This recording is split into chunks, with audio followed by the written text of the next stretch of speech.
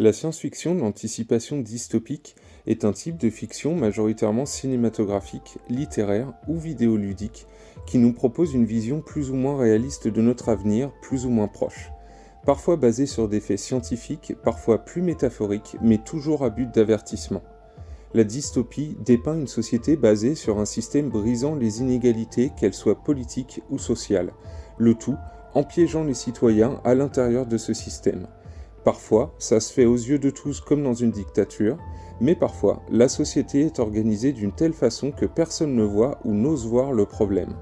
La corruption et les inégalités sont alors cachées derrière une promesse d'utopie. C'est ce qu'on appelle une contre-utopie, ou tout simplement une dystopie.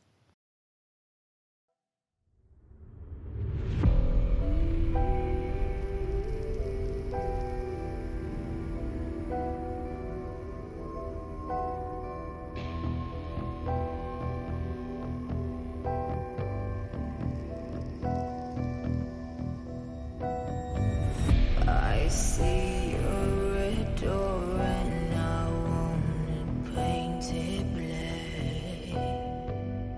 No colors anymore, I want them to turn black. I see the girls walk by just in their summer clothes. I have to turn my head until my darkness goes.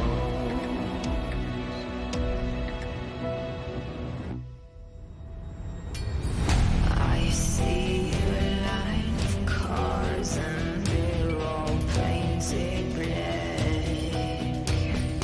with flowers and my love both never to come back. I see people turn their heads and quickly look away. Like a newborn baby, it just happens every day.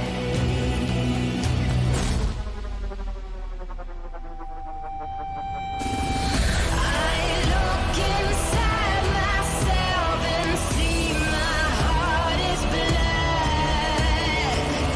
I see my red door, I must have it painted black. Maybe then I'll fade away and not have to face the facts. It's not easy facing up when your world is black.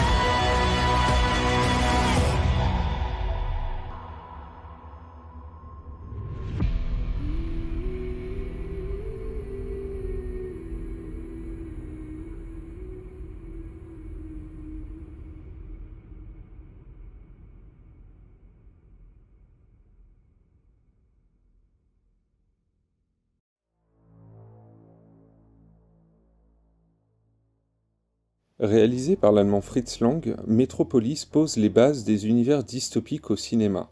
Si le film propose des images inédites à un public très impressionné, il nous marque aussi par son histoire où se distinguent les riches vivant dans les immenses tours au design futuriste, tandis que les pauvres évoluent en sous-sol servant d'ouvriers essentiels au bon fonctionnement des machines.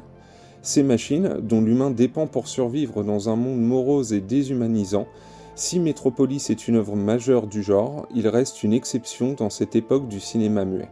La Seconde Guerre mondiale est terminée, et les deux superpuissances, les États-Unis et la Russie, ont des relations tendues. La menace atomique plane dans l'air. C'est l'époque de la guerre froide.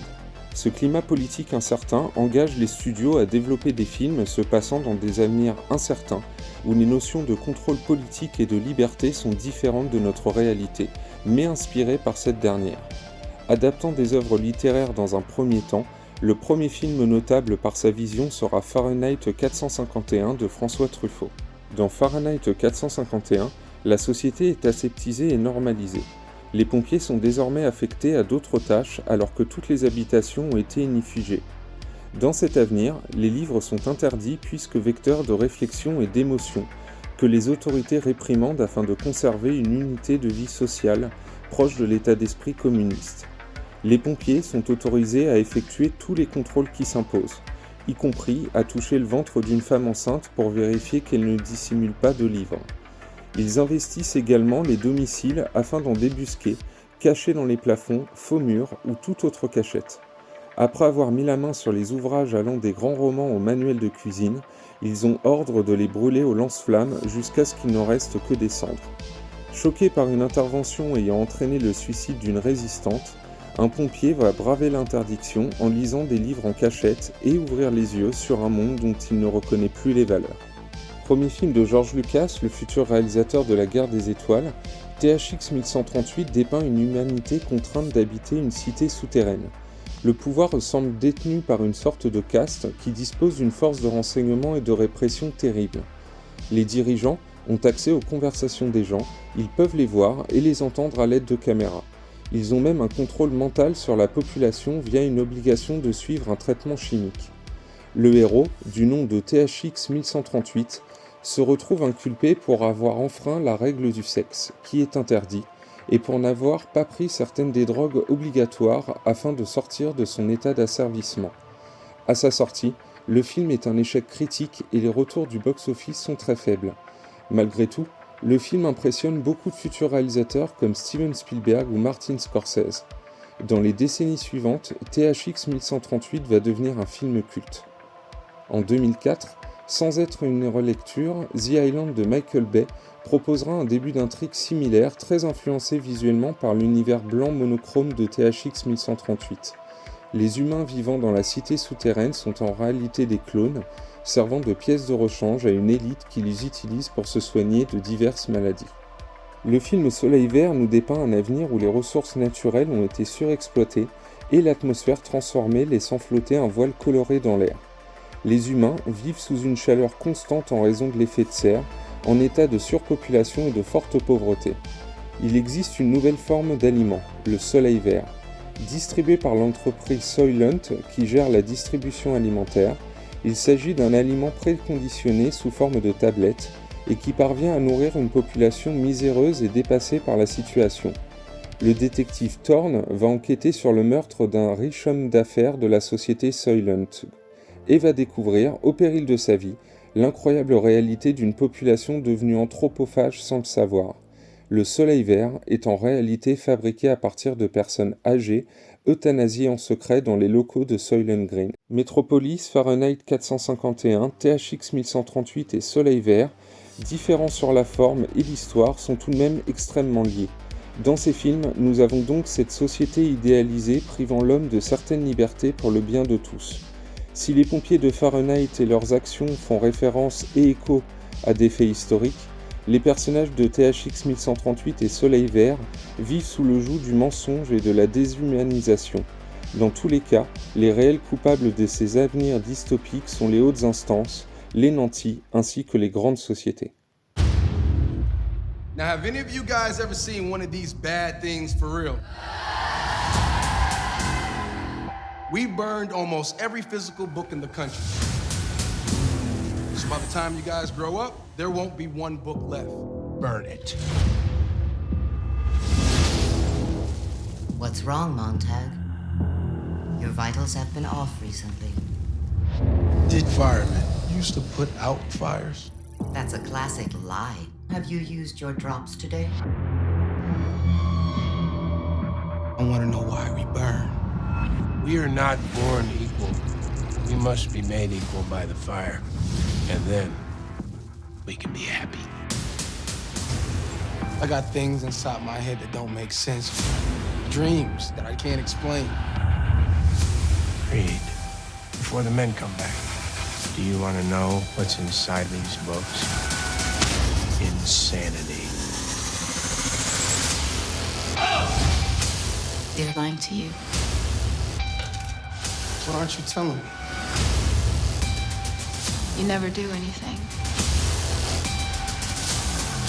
You're just like Beatty. I'm not like Beatty. We have an important task for you. If anybody sees me, I'm dead. The danger is real and immediate. We need to get ahead of it. What if I tell these people what you do? Words are a terror, son, I know.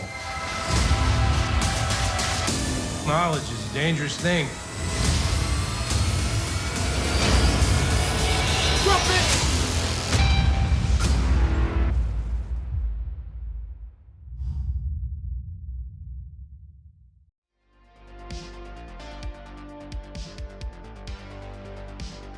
Dans la dystopie, la violence est utilisée afin de pointer du doigt le problème majeur de l'espèce humaine depuis la nuit des temps.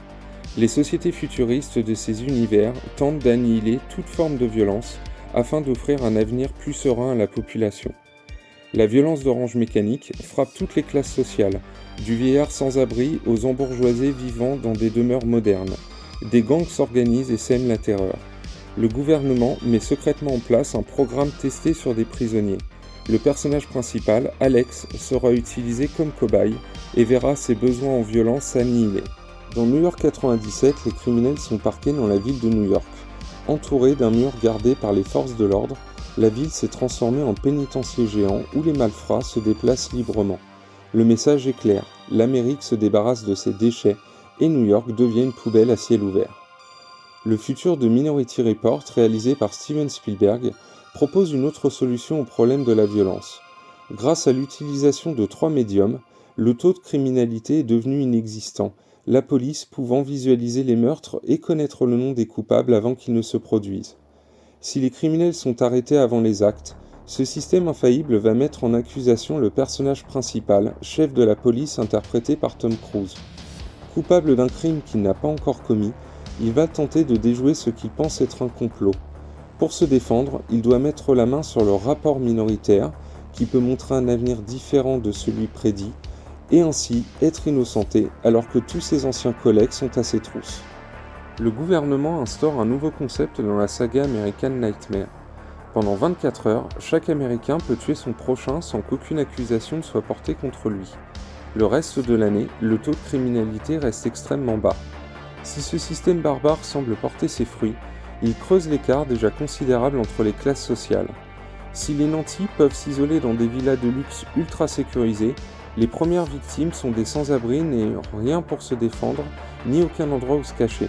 Par cette méthode, le gouvernement s'assure un meilleur contrôle sur les débordements de violence de sa population, mais surtout, se crée au fur et à mesure une société avec un taux de pauvreté presque inexistant. Tout le contraire de la ville de Détroit représentée dans le film Robocop de Paul Verhoeven. Le taux de criminalité et de pauvreté est tellement important que la police, dépassée et en sous-effectif, a été rachetée par une société privée, l'OCP. Cette dernière veut régler le problème et prendre possession de la mairie de la ville, en mettant en fonction un robot policier qui n'a besoin ni de manger ni de dormir et qui obéira à des directives préprogrammées. Utilisant les restes du corps d'Alex Murphy, un policier tué, les dirigeants de l'OCP ne pouvaient s'imaginer que la partie humaine de Robocop mettra en doute leur méthode jusqu'à se rebeller contre ses créateurs. Même problème en pire, dans le futur de Judge Dredd. Les gangs se font la guerre à même les rues, tuant au passage des citoyens malchanceux. Une unité est mise en place, les juges. Appliquant la loi à la lettre, les juges sont autorisés à utiliser la force et à exécuter immédiatement les criminels. Dans le cas de Robocop et Judge Dredd, on utilise la violence contre la violence comme tentative de solution. Dernier exemple de solution sur lequel nous pouvons nous attarder, le cas Starship Troopers. L'armée fait office de gouvernement et les individus ne sont considérés comme citoyens qu'après avoir effectué leur service militaire. Séparés en 3 castes, le génie militaire, l'aviation et l'infanterie, ces castes définissent la place de l'individu dans la société. Les personnages principaux, amis avant leur incorporation, vont ainsi changer psychologiquement et se définir en tant que personnes dans le combat les opposant à une race extraterrestre. Ne doutant pas une seconde de leurs engagements, des hautes instances aux citoyens moyens, la violence est canalisée et utilisée pour la sécurité et le bien de tous. Comme nous avons pu le voir avec ces exemples dystopiques, le problème de la violence a inspiré beaucoup de scénaristes. Bien que dans chaque cas on note une différence au niveau des solutions adoptées, l'écart social entre les nantis et les pauvres est toujours impacté et se creuse malgré les fameuses solutions.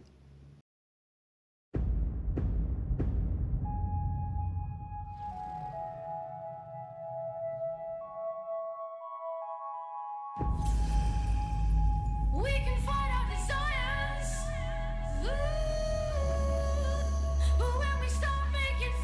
leur cerveau, le temps passe 100 fois plus lentement. Si on la joue bien, on tiendra toute la ville.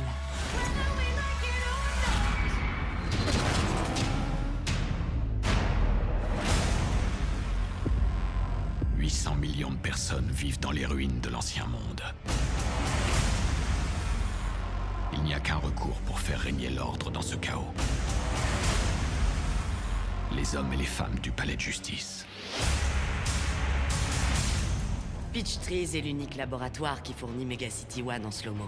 Les juges se font plutôt rares à Peachtrees. Maintenant, il y en a un. Elle contrôle tout, du niveau 1 à 200. Ici Mama. 2 juges se sont infiltrés dans ce bloc. C'est pas bon. Je les veux morts.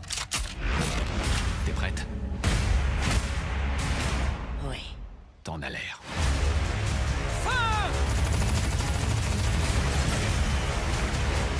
C'est l'heure du jugement. Mama n'est pas la loi. Je suis la loi.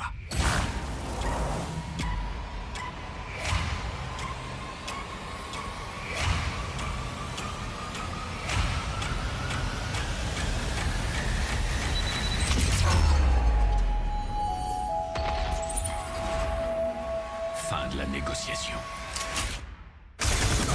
La sentence est la mort.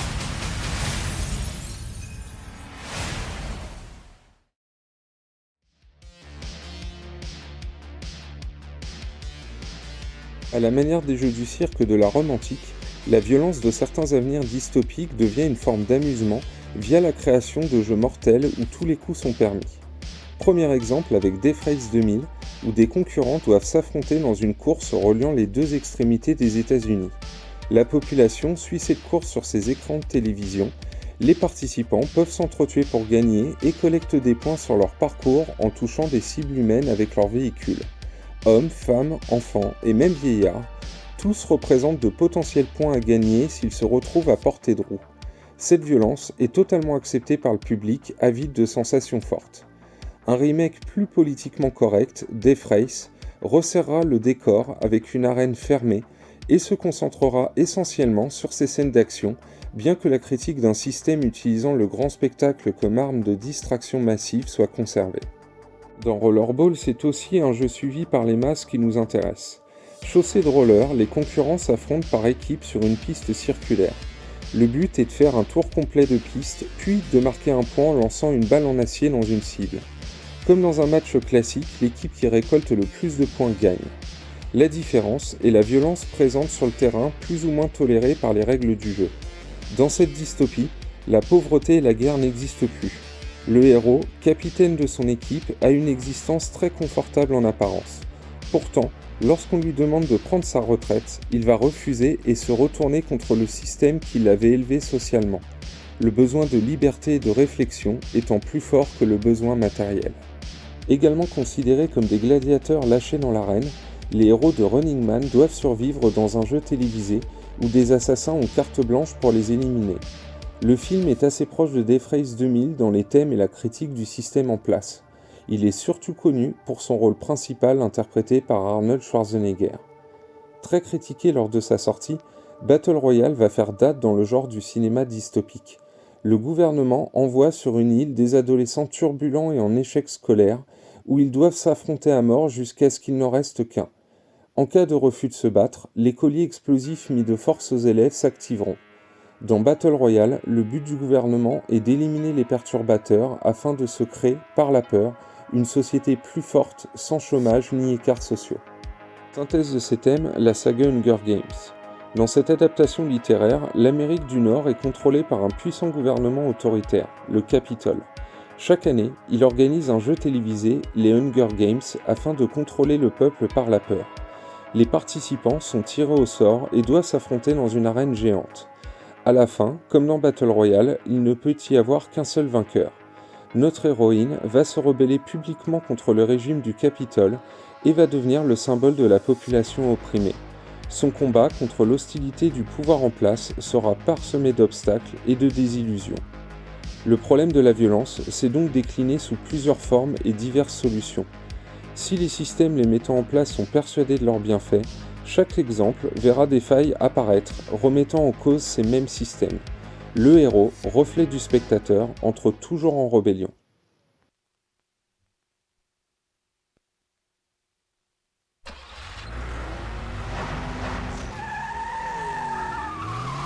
Wasting your life.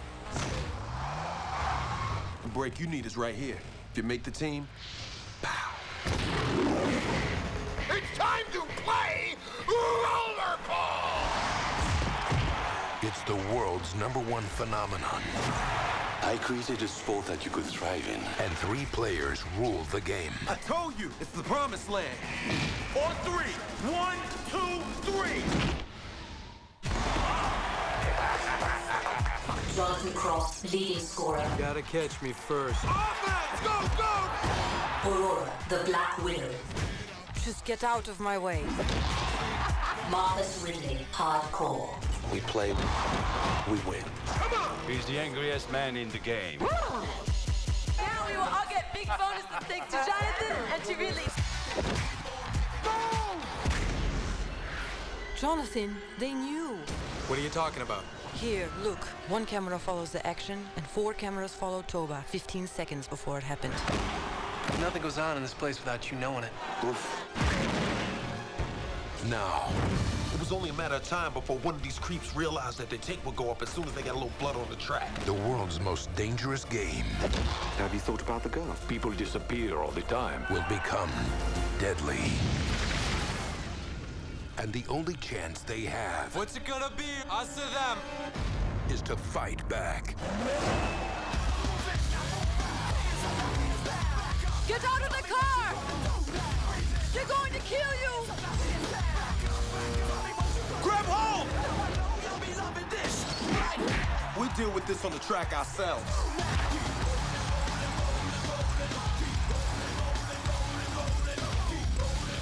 This may be getting out of hand. Maybe we should cool the whole thing off. No.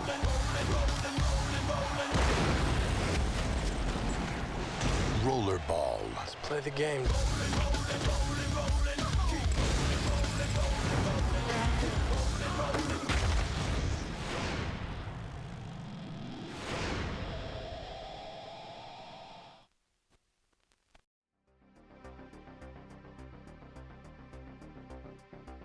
Comme nous avons pu le voir avec Fahrenheit 451, qui nous montrait une société dystopique où les livres sont interdits, certains avenirs se forment sur des interdits spécifiques, visant généralement à contrôler les émotions. Dans 1984, le monde est dominé par 3 grandes puissances qui se livrent une guerre perpétuelle depuis 30 ans, l'Océania, l'Estasia et l'Eurasia.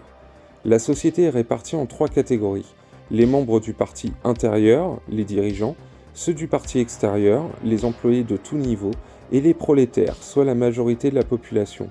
Le parti ne se contente pas de contrôler les faits et gestes par des téléécrans qui surveillent tous les espaces de la vie privée de ses membres. Il vise surtout le contrôle de la pensée. Pour atteindre cet objectif, il utilise plusieurs moyens.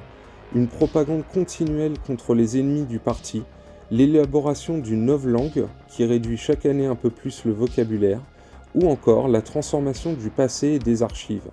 Avec son esthétique grisâtre et un sentiment de danger constant, l'univers de 1984, loin de toute fantaisie, nous montre l'un des futurs les plus pessimistes qui nous ait été donné de voir. Car dans ce film, même le personnage principal va échouer dans sa quête d'individualisme et se retrouver psychologiquement broyé par le système qu'il combattait. De fantaisie, le film jumeau de 1984, sorti l'année suivante, n'en manque pas. Réalisé par l'ancien Monty Python Terry Gilliam, Brazil nous raconte l'histoire de Sam Laurie.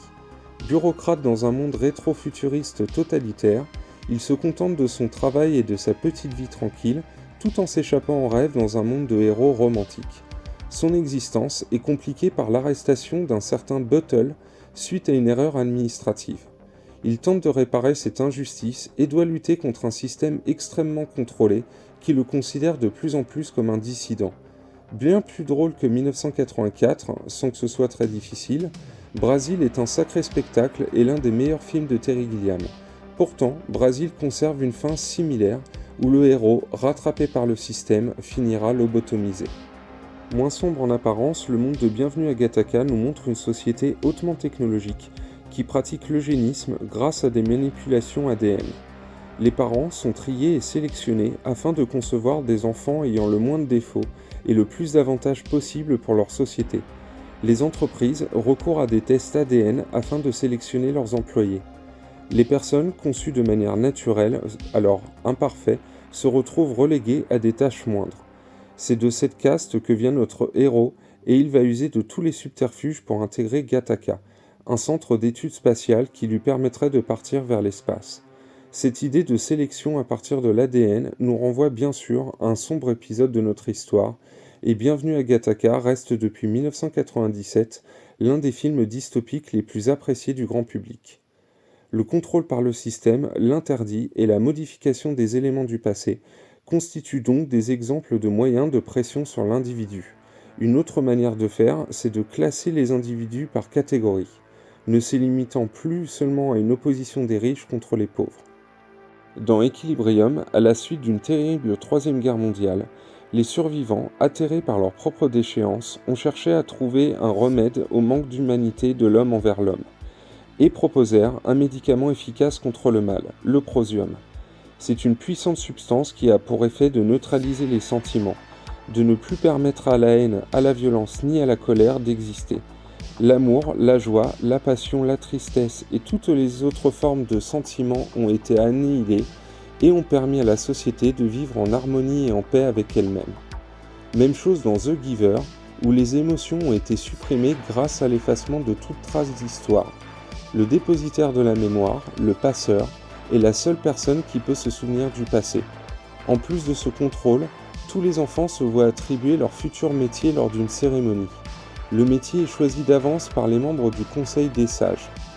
L'une des sagas dystopiques les plus connues avec Hunger Games, Divergente, partage ses points de vue avec ses castes clairement définis et contrôlés par une organisation toujours plus perverse.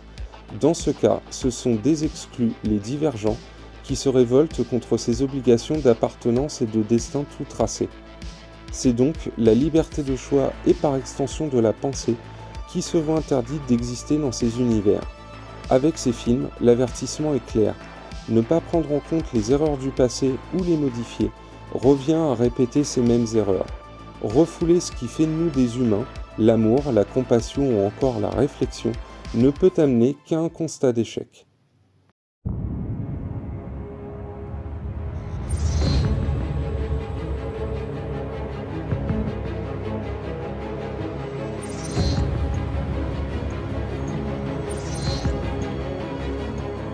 Want something to have more time in my hand than hours in the day. Where's the rest? Never met the quota. My units are up from last week. So's the quota. 2 hours. It's always been an hour. Now it's 2. Price went up. It's a 2-hour walk. I have an hour and a half. Then you better run.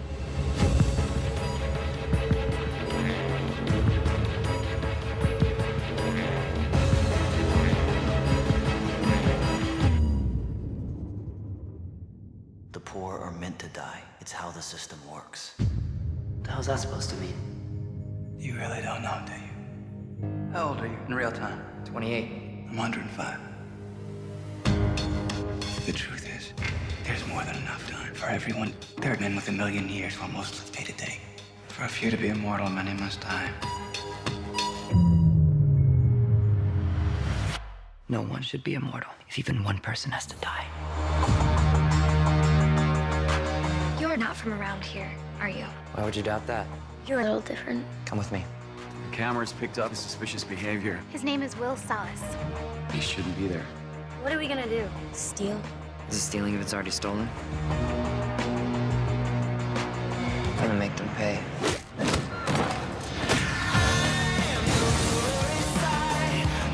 Come on, help yourselves. Take the time, it's free. Where did you get that? We can't have 1,000 years in the wrong hands. It could cripple the system. I will stop him. The problem is, everybody wants to live forever. We're not meant to live forever.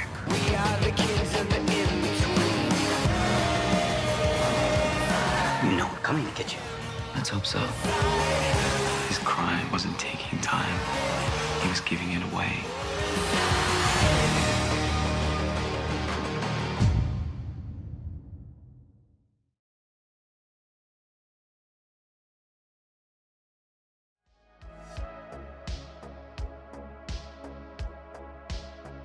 Assez proche de notre univers, le problème de la natalité. Dans certains cas, la natalité excessive amène à une surpopulation. Dans d'autres cas, cela amène au déclin progressif de notre civilisation. Exemple dans La Servante écarlate, où le taux de natalité est extrêmement bas dû à la pollution de l'atmosphère et aux déchets toxiques. Les rares nouveau-nés sont souvent inaptes et souffrent de malformations. On utilise ainsi des femmes pour la reproduction, dévalorisées jusqu'à l'asservissement. Ce sont des servantes qui cumulent les interdits dans un rappel évident de l'esclavagisme. Dans Fortress, la Terre est en crise à cause de la surpopulation. Une règle est instaurée où chaque famille ne peut avoir qu'un seul enfant. John Brennick et sa femme Karen enfreignent cette règle en raison de la mort de leur premier enfant. Ils sont condamnés à 31 ans d'incarcération dans une prison à sécurité maximale. Personne n'a réussi à s'en évader, c'est pourquoi on l'appelle la forteresse. Enfin, dans Les Fils de l'Homme, le monde est ravagé par les pandémies, les guerres et le terrorisme. Mais surtout, l'humanité est devenue stérile, s'acheminant ainsi vers son extinction. Le héros, ancien activiste politique, se voit confier la sécurité et le transport d'une femme à un groupe de scientifiques. En effet, elle est la première femme enceinte depuis 18 ans et elle pourrait représenter l'avenir de l'humanité. La surpopulation, que ce soit celle de Blade Runner ou du 5e élément, est représentée au travers de buildings géants dont on ne perçoit pas le bout. Les humains vivent dans de petits espaces individuels, alors que la pollution rend inhabitables les niveaux inférieurs. On assiste aussi, dans ces deux cas, à des populations aux origines multi-ethniques, voire interspatiales, dans un melting pot visuel où toutes les extravagances sont permises. Dans Elysium, la population s'est coupée en deux castes que nous connaissons bien, les nantis et les pauvres. Les nantis vivent sur Elysium, une station spatiale en orbite autour de la Terre, où on peut apercevoir des jardins et bâtiments luxuriants, et où la population a accès aux soins médicaux de toutes sortes. Au contraire, la population pauvre vit toujours sur la Terre, ravagée par les intempéries. Elle n'a aucun accès aux avantages d'Elysium et tente de survivre par tous les moyens, malgré un faible espoir pour leur avenir. Enfin, dans Clones ou Ready Player One, la surpopulation vit aussi dans des tours aux bidonvilles immenses, mais trouve de l'espoir et du réconfort via le virtuel. Dans le premier cas, les humains ne se déplacent qu'à l'aide d'avatars robotisés physiquement parfaits, représentant leurs propriétaires qui ne sortent plus de chez eux. Dans le deuxième cas, c'est une compétition dans un monde virtuel et l'obtention d'un grand prix qui pourrait sortir le héros de la misère. Dans les deux cas, le film amène à une réflexion sur l'homme et sur sa place dans un monde qu'il a progressivement abandonné. La cause des catastrophes qui nous frappent aujourd'hui est la surpopulation. Nous sommes fiers de vous dévoiler le seul et unique remède au pire problème qu'a rencontré l'être humain. Êtes-vous prêt, docteur? Oui, je suis prêt.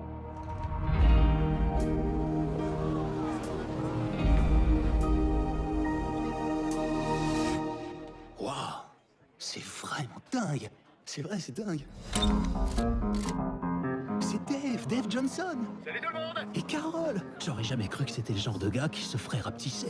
Avec le downsizing, plus de stress et fin de mois. En plus, tu contribues à changer les choses. Tu parles de ces conneries de sauver la planète? Oui. Le downsizing, ça sert à te sauver toi. On vit comme des rois, on a les plus belles maisons, les meilleurs restaurants. On a 3 bistrots gourmands. En vivant à Leisureland, vos 52 000 $ se convertissent en 12,5 millions de dollars. Et pour en profiter toute la vie. Avez-vous bien pris connaissance du fait que vous vous soumettez au processus médical irréversible et définitif qui a pour nom downsizing et que vos corps feront 0,0364% de leur masse et volume actuel? Pas trop stressé? Un peu aussi. On se retrouve de l'autre côté. Je t'aime.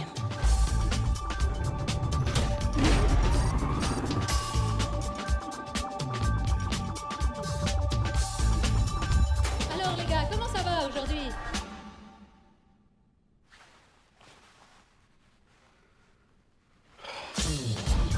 You may find yourself behind the wheel of a large automobile. You may find yourself in a beautiful house with a beautiful wife. And you may say to yourself, my God, What have I done?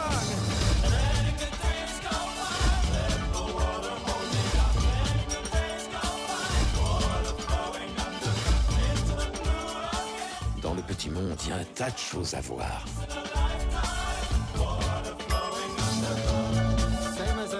À certains moments, on se croit dans le monde normal, et puis un truc se produit. Oh, c'est pas vrai. Et on se rend compte que non.